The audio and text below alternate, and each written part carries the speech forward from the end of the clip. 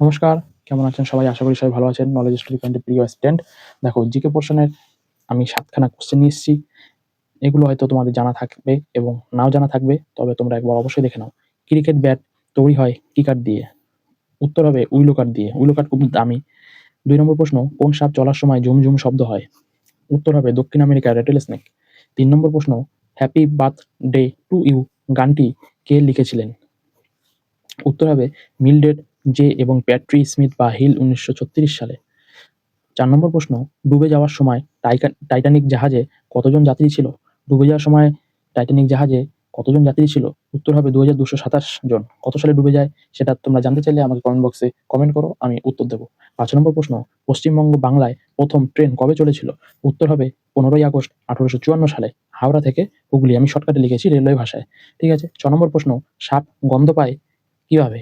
উত্তর হবে জিভের সাহায্যে। এটা কিন্তু সব সাপই জিভের সাহায্যে গন্ধ পায়। ঠিক আছে? ৭ নম্বর প্রশ্ন, পুরোপুরি দুর্নীতিমুক্ত দেশ কোনটি? উত্তর হবে ডেনমার্ক। ঠিক আছে? উত্তর হবে ডেনমার্ক। তো দেখো আমি ১ থেকে ৭ পর্যন্ত করিয়ে দিয়েছি।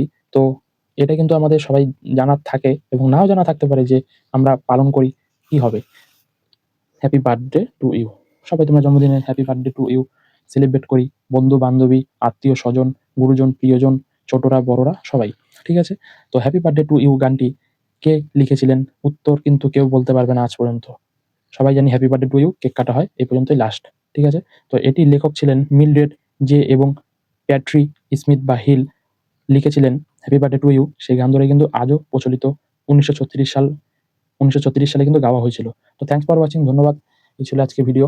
এরপরে আসছি আমি খেলাধুলা বিষয়ে, স্পোর্টস সংক্রান্ত বিষয়ে নিত্য নতুন কোনো ভিডিও নিয়ে। ততক্ষণ আপনারা আমার চ্যানেলটিকে সাবস্ক্রাইব করে পাশে থাকুন এবং অপরজনকে শেয়ার করে দিন। ধন্যবাদ। আসছি নেক্সট ভিডিও নিয়ে। ততক্ষণ আপনারা সুস্থ থাকুন, ভালো থাকুন। ধন্যবাদ।